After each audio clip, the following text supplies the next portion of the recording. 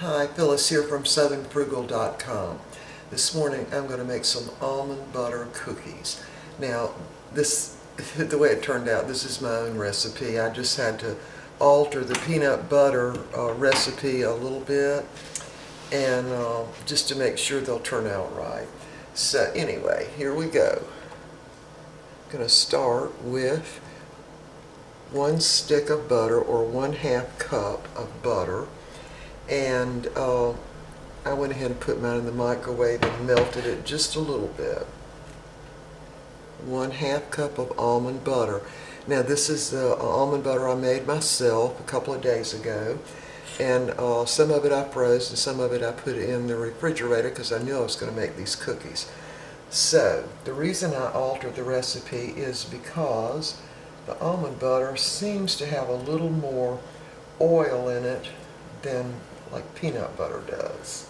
Just seems that way to me. So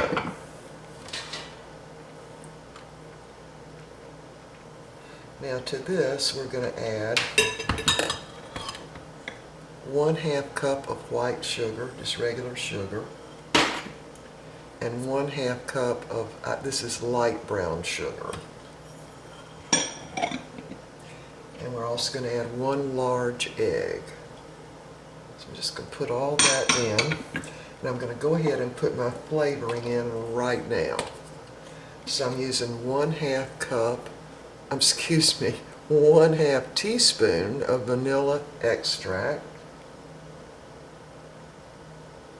Now if there's ever any doubt on my recipes, you need to look under the description where it says show more, and you'll usually find the recipe, and it's usually correct there, because I have been known to misspeak.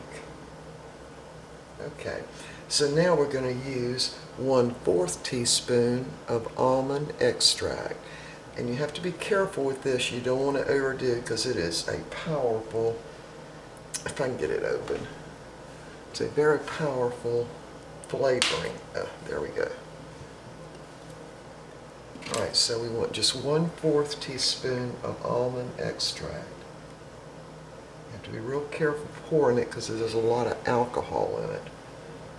So it comes out of the bottle pretty fast. Alright, so now I'm going to use the mixer and mix this all up. And I'll cut the camera off as I'm mixing it so y'all don't have to listen to all that. Alright, here we go. Okay, I've completed beating up the first mixture, and what I'm going to do now is add the flour, and I'm actually using self-rising flour, which already has the salt and baking powder in it. So I measured out 1.5 cups, and I sifted it first and then measured it. So what I'm going to do is add it to the other mixture. And I'm not going to add it all right to start with, because I might not need it all, depending on the way this goes.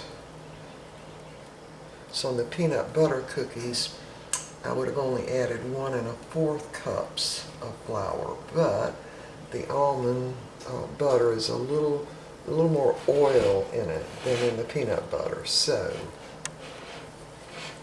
I just reserve the right to only use 1 1/4 cups. And because it's sifted, I can mix it in with the spatula. Alright, so I'm going to leave about 1/4 cup in there and see if I need it. Just mix it all in there. Now I've got my oven preheated to 375 degrees. And these are probably going to have to bake for about 9 to 12 minutes.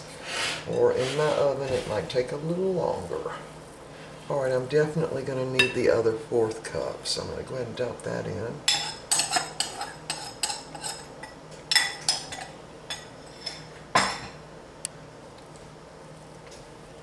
Now, on the peanut butter cookies, of course, and a lot of different types of cookies, most recipes call for you to, refrigerate them and cool them for a while before you bake them. But I'm not going to do that.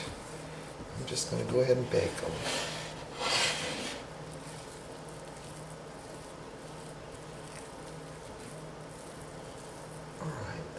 get it mixed in thoroughly enough.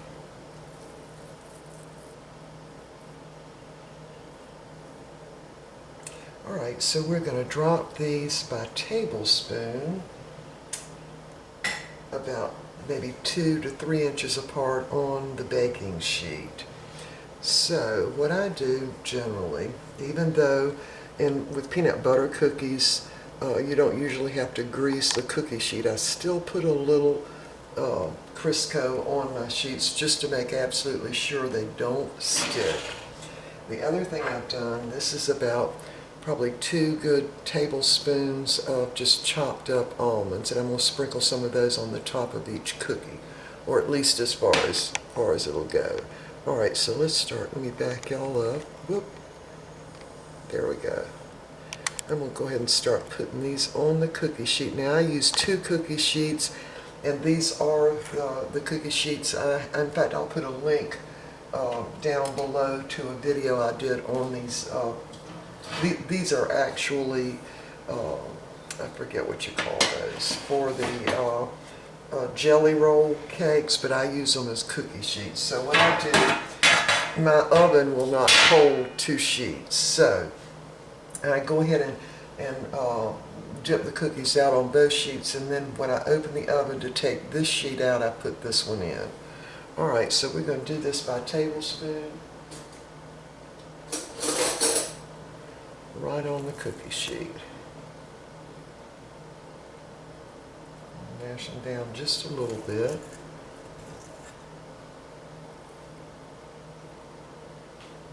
Now I would use my little scoop, but that never works for me.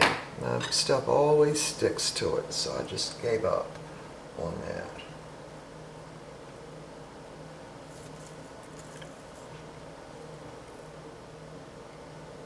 Alright, I'm going to finish putting these on both cookie sheets and we'll be back. Okay, I'm going to sprinkle just a little of this crushed almonds right on the top of each cookie.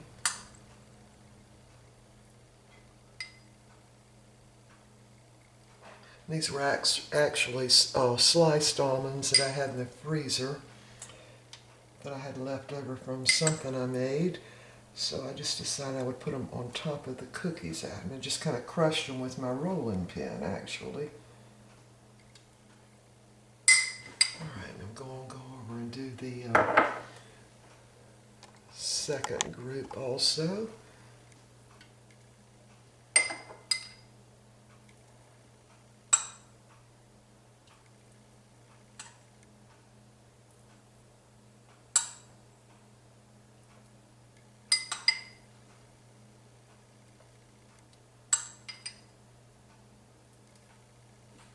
Alright, so now I'm just going to take my fork and mash them down just a bit,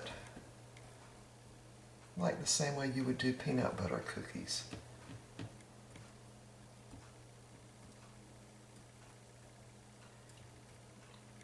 Alright, these are just, oops, there, I missed one.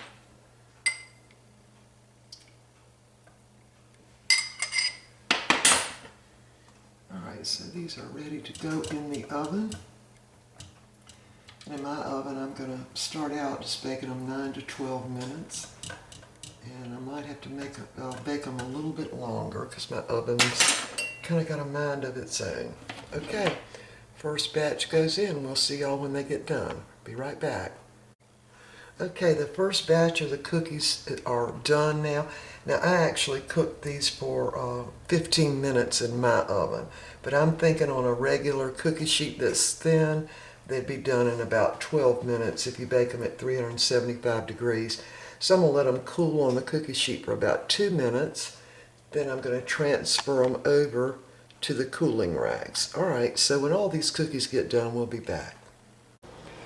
Okay, all the cookies are done now, and I want to show you what I did. Now, this recipe will make about 2 dozen cookies that are about 3 inches, 2.5 to 3 inches around. But on these last ones over here, I made them a little bigger, and I didn't cook them as long because I like them crispy on the outside and chewy in the middle. All right, so now, someone that writes in always wants me to try whatever I'm cooking, so I've already had a couple of them, but we're gonna have another one. This one's still hot. Here we go.